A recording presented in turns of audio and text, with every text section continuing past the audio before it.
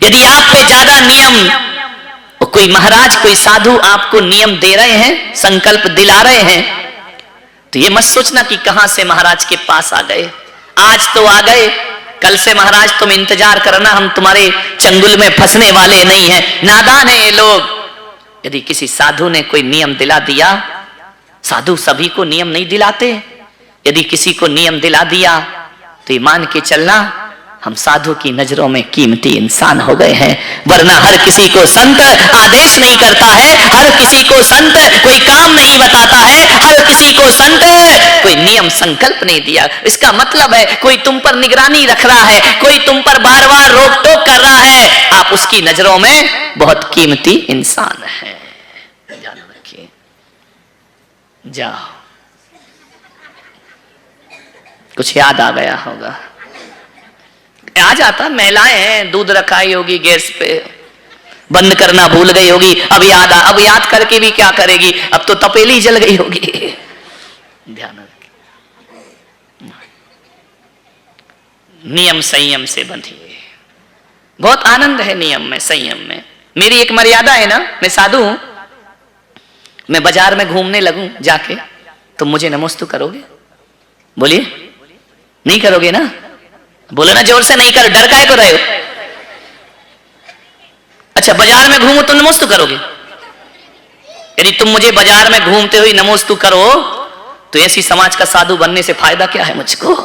ध्यान रखना, तुम तो मुझे तभी तक नमोस्तु करोगे जब तक मैं मुनियों की सीमा में रहूंगा, और जिस दिन मुनियों की सीमा तोड़ दी उस दिन कोई भी प्रणाम और वंदन करने वाला नहीं हुआ करता है। मैं बाजार में घूमूं तुम मुझे प्रणाम नहीं करोगे, मैं जाकर तुम्हारी तरह चाट पकौड़ी जाकर के खाऊं तुम मुझे प्रणाम नहीं करोगे, मैं जूते चप्पल पहनकर घूमूं तुम मुझे प्रणाम नहीं करोगे। ये सारी दुनिया यदि प्रणाम कर रही है तो एक बात याद रखना, किसी पुलक सागर को प्रणाम नहीं बल्कि महावीर के चरित्र को प्रणाम कर रही है, भगवान के आचरण को प्रणाम, उनके संयम को प्रणाम कर रही है। मुझ में ऐसा क्या है जो तुम मेरी पूजा करो, मेरी आराधना करो? मुझ में कुछ नहीं मेरे भाई, मुझ में केवल महावीर भगवान का वह संयम, वह नियम है जिसकी पूजा वंदना और स्तुति हुआ करती है। मान्यवर, सोचना है आपको, नियम में बंद करके चलिए।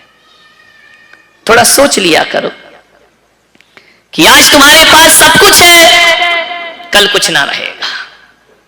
एक बात बता दो, एक मां से पैदा हुए दो बच्चे, एक के पास धन दौलत वैभव सब कुछ होता है, दूसरे के पास कुछ नहीं होता है। क्यों? बोलिए।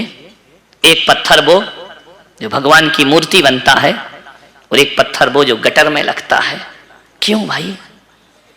विचार करिए, सोचिए, क्यों लगता है? एक को बहुत ज्ञान है, एक को ज्ञान नहीं है, एक का बहुत नाम है, दूसरे का नाम नहीं है। क्यों? ऐसा क्यों होता है? इंसान तो सब एक होते हैं ना। लोग कहते हैं हर इंसान एक हुआ करता है, कोई इंसान एक नहीं हुआ करता है। अरे शक्ल से तो सब एक हुआ करते हैं, लेकिन अकल से सभी अलग अलग हुआ। कौन कह सकता है कि इंसान एक है? अरे हर इंसान के कर्म अलग अलग हुआ करते हैं, कोई भला होता है, कोई बुरा हुआ करता है, कोई अच्छा होता है, कोई बुरा। एक सा कौन होता है? होते हैं कोई। एक माँ के 4 बेटे भी, अरे हम लोग तो साधारण लोग हैं। क्या राम लक्ष्मण भरत शत्रुघ्न एक से थे? राम का स्वभाव अलग था, लक्ष्मण का स्वभाव अलग था, भरत जी का स्वभाव अलग था, शत्रुघ्न का स्वभाव अलग। सबके अलग अलग स्वभाव होते हैं, अलग अलग स्वभावों के द्वारा उनको अलग अलग तरह का व्यवहार, उनके जीवन, कोई एक नहीं हुआ करता। धृतराष्ट्र के 100 पुत्र 100 के 100 एक नहीं थे। रावण के जो 1000 पुत्र थे वो एक से नहीं थे। रावण 3 भाई, लक्ष्मण, कुंभकर्ण भी भाई था, रावण भी भाई था, विभीषण भी भाई था। तीनों के नेचर अलग अलग थे। ध्यान रखना, माता पिता तो एक थे ना उनके। पिता का नेचर अलग था, माँ का नेचर अलग था, भाई का नेचर अलग था। ध्यान रखना, सबके अलग। आप इनको छोड़ो, तुम्हारे घर में 2-3 बहनें होंगी, भाई होंगे, सबके नेचर एक से हैं क्या? बोलिए। माँ बाप तो एक ही होंगे ना, लेकिन माँ बाप के स्वभाव भी बच्चों से नहीं मिलते हैं। सबके नेचर अलग अलग है, सबका स्वभाव अलग अलग है। इसका कारण इतना ही है कि सबका कर्म भी अलग, जैसा जिसका कर्म वैसा उसका नेचर, जैसा जिसका नेचर वैसा उसका फ्यूचर। ध्यान रखना, नेचर से फ्यूचर बनता है, ध्यान रखना। सबके अलग अलग होते हैं, सबकी करनी अलग अलग है, सबकी भरनी अलग अलग है। किससे मिलता है सब कुछ? पुण्य से। जिस दिन पुण्य चला गया उस दिन सब बर्बाद होगा या नहीं होगा?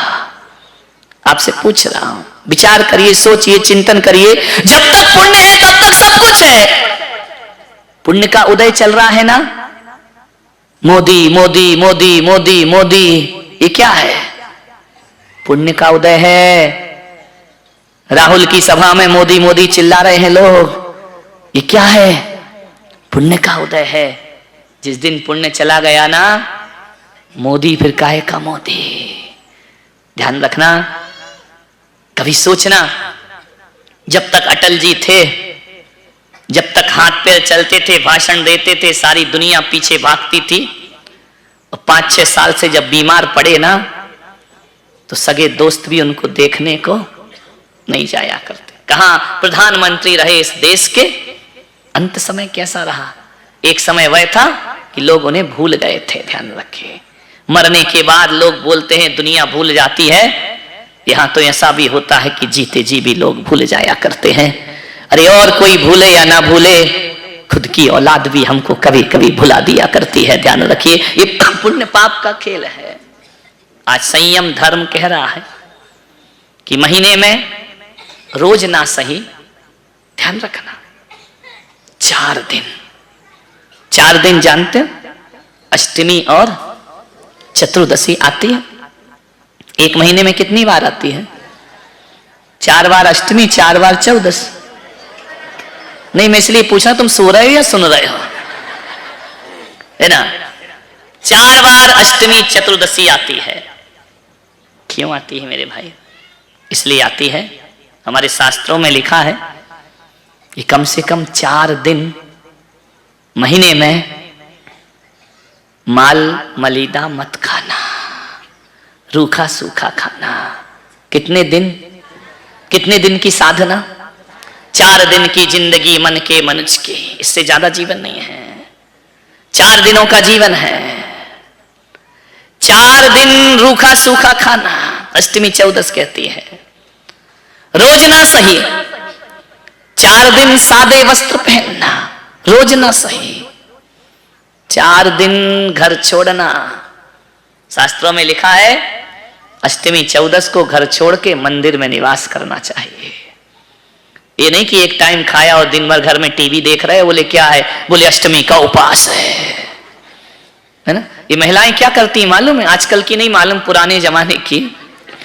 जब इनकी अष्टमी चौदस आती, उसी दिन सारे कपड़े धुलते हैं। बोले क्या करें, अब खाली बैठे, आज खाना तो है नहीं, कपड़े धो लो, झाड़ू कर लो, पोछा कर लो, बर्तन साफ कर लो, ये कर। अरे अष्टमी चौदस को ये सब छोड़ना चाहिए, तुम ही सब काम कर दे। अब क्या करें, खाना तो है नहीं, दूसरा काम कर लेते। नहीं, अष्टमी चौदस को कहा है समस्त समारंभ समारंभ आरंभ को छोड़ो, मंदिर में निवास करो। अष्टमी चौदस को महीने में 4 दिन। अष्टमी चौदस तो पुणे में कठिन है, तुम संडे को ही अष्टमी चौदस समझ लिया करो, क्योंकि यहां जो भी होगा वो रविवार को ही होगा और कभी कुछ नहीं होने वाला। महीने में 4 रविवार आते हैं, उन्हें अष्टमी चौदस समझ लीजिए। 4 रविवार महीने में आएंगे, अष्टमी चौदस के दिन आएंगे, पर्व के दिन आएंगे। शास्त्रों में कहा है इन पर्व के दिन में आदमी को ब्रह्मचर्य का पालन करना चाहिए। इन पर्व के दिनों में आदमी को डल्लभ के गद्दे पे सोने का त्याग करके चटाई पर सोने की साध, ये अष्टमी चौदस है, ध्यान रखना। घर छोड़ के कहां जाना चाहिए? खंडाला। बोलो नहीं, वो क्या क्या है यहाँ? खंडाला और लोनावाला और क्या है? हाँ, ये सब तुम्हारे। मैं सोच रहा हूं कि तुम अपने योग्यताओं का वर्णन अपने मुंह से करो कि हम क्या करते हैं, अपने काम खुद बताओ। महाबलेश्वर जा रहे हैं, यहां घूम रहे, वहां घूम रहे। मेरे भाई जाओ, वहां भी जाओ, कोई आपत्ति नहीं है, लेकिन अष्टमी चौदस को हर श्रावक को एक तीर्थ की यात्रा जरूर करना चाहिए। और एक बात याद रखना, ये डनलप के गद्दों में जो 30-30 रात तुम गुजारते हो, किसी तीर्थ पे जाना तो डीलक्स रूम मत देखना। लेकिन तुम तो ऐसे हो कि डीलक्स रूम होना चाहिए, यहीं से बुक होता है ऑनलाइन।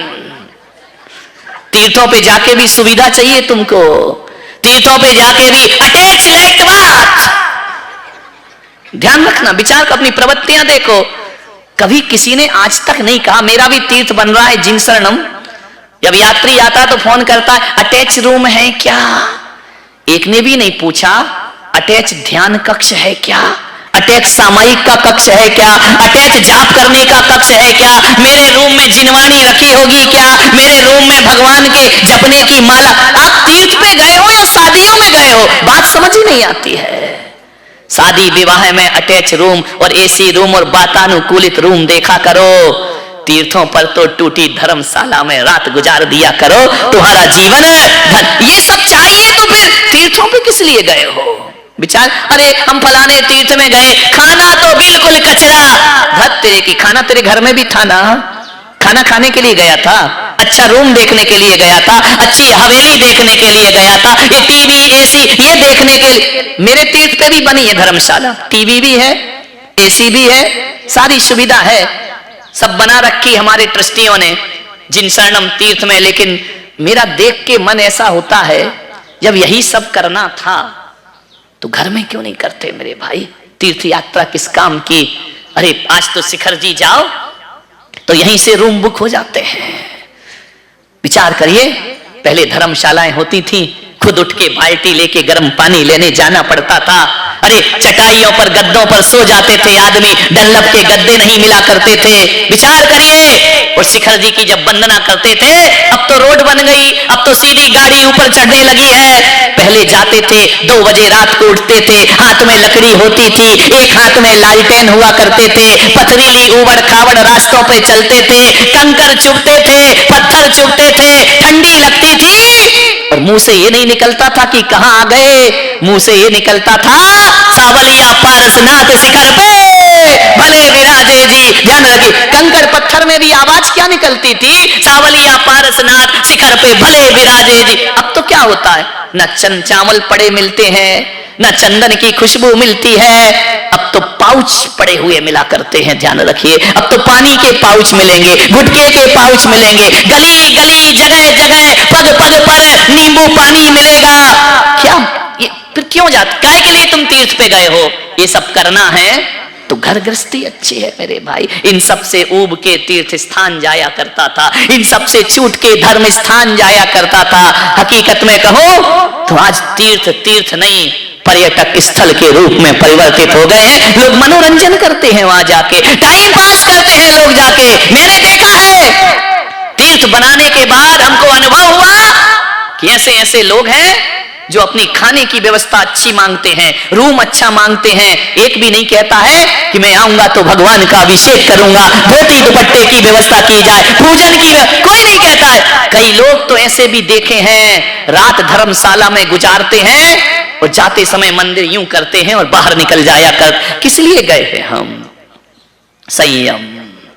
10 दिन नहीं, महीने में 4 दिन रूखी रोटी खाया करो, महीने में 4 दिन चटाई पे सोया करो, महीने में 4 दिन बिना नमक का भोजन कर लिया करो, महीने में 4 दिन महलों से उतर के धर्मशालाओं में रात बिताया करो। ध्यान रखना, क्यों कह रहा हूं मैं कि आज जो डनलप का गद्दा मिला है ना, वो तुम्हारे पुण्य का उदय है। आज जो सुंदर सा फ्लैट खरीद रखा है ना, वो तुम्हारे पुण्य का उदय है। आज जो डाइनिंग टेबल पर बैठ करके भरी भरी थालियां रखी है ना, वो तुम्हारे पुण्य का उदय है। एक दिन ऐसा आ सकता है इस जिंदगी में, जिस दिन पुण्य छीन हो गया, उस दिन फ्लैट बिकने में ज्यादा देर नहीं लगती है। ध्यान रखना, जिस दिन पुण्य छीन हो गया, उस दिन सोना चांदी बिकने में देर नहीं लगती है। अरे हमने देखा है इस जीवन में, रातों रात लाखपति खाकपति हो जाया करता है, महलों में रहने वाला किराएदार हो जाया करता, अपने ही मकान में किराएदार हो जाता है। किंगफिशर का मालिक विजय माल्या सारी दुनिया में राज करने वाला आज देश निकाला हो जाया करता है। विचार करना है, आपको सोचना है, जिंदगी को बदलने में ज्यादा देर नहीं लगती है। तो भगवान महावीर कहते हैं, यदि आपने सुख के दिनों में, पुण्य के उदय में 4 दिन साधना के जी लिए, तपस्या के जी लिए, अष्टमी और 14 का संयम ले लिया, तो एक बात याद रखना, अरे स्वर्ग मिले या ना मिले, मोक्ष मिले या ना मिले, ये 4 दिन की साधना, यदि चटाई पे सोने की हैबिट है, डल्लभ के गद्दे पर भी सोते हो, जिस दिन पुण्य छीन हो गया और डल्लभ के गद्दे छिन गए, तो चटाई पर भी वैसी ही नींद आएगी जैसे डल्लभ के गद्दे पर नींद आया करती थी। अरे रूखी रोटी में भी वही आनंद बरसेगा जो 56 भोग में आनंद बरसा करता था। ध्यान रखना, अरे किराए के मकान में भी वही आनंद आएगा जो कभी अपने मकान में। ये संयम किस लिए है कि बुरे दिन आएंगे, उस समय यदि आपने संयम की साधना अच्छे दिनों में नहीं की, तो बुरे दिनों में फिर जब ये सब छूट जाएगा, पाप के उदय में जब सब छूट जाएगा, तो पुण्य, जब पाप का उदय आएगा ना, जब सब छिन जाएंगे,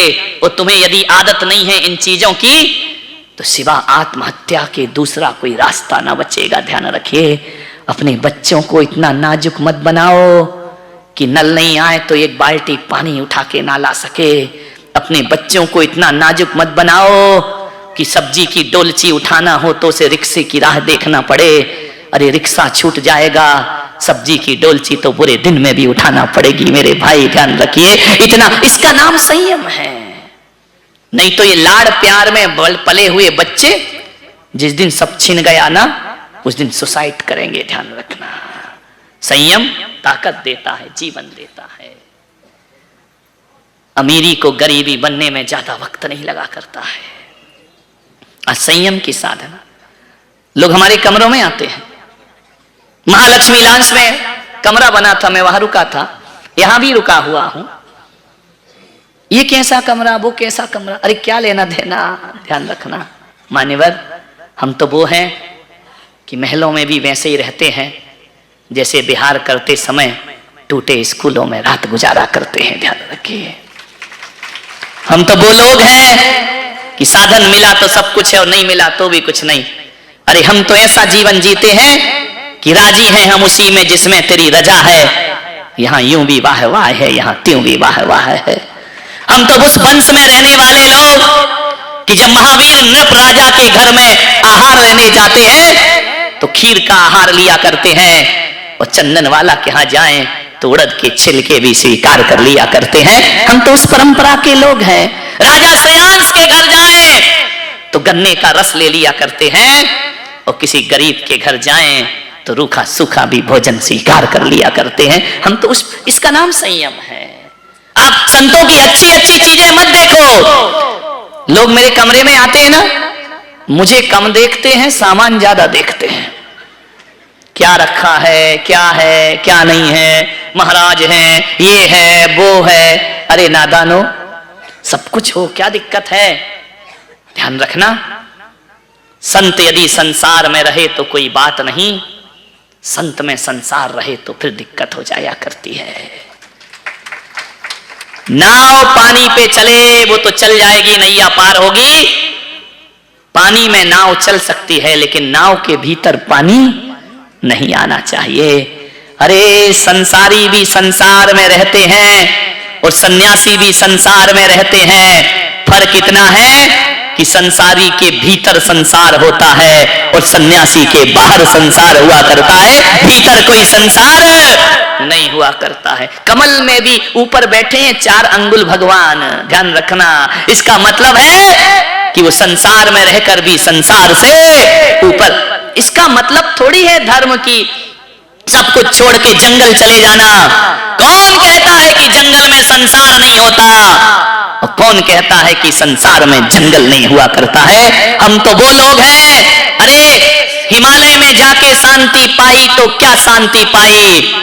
अरे किसी चौराहे पे शांति पाओ तो साधना है तुम्हारी, तपश्चर्या है तुम्हारी। क्यों डिस्टर्ब होंगे लोग? डिस्टर्ब होते हैं, बाजू में पूजा हो रही, हम डिस्टर्ब हो रहे। अरे पागल नादानो, मेरे सामने तो यहाँ पूजा पाठ और संगीत सब चलता है, और मैं अपनी कलम लेकर के अपना लिखते रहता हूँ, मेरा ध्यान नहीं बढ़ता है। ध्यान रखना, मैं लिख रहा हूँ महाअर्चना विधान, यहाँ वहां तो मुझे टाइम मिलता नहीं है।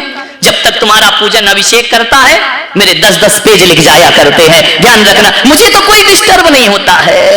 ये संगीत का शोर, ये तुम सबका पूजन करना, काहे का डिस्टर्ब?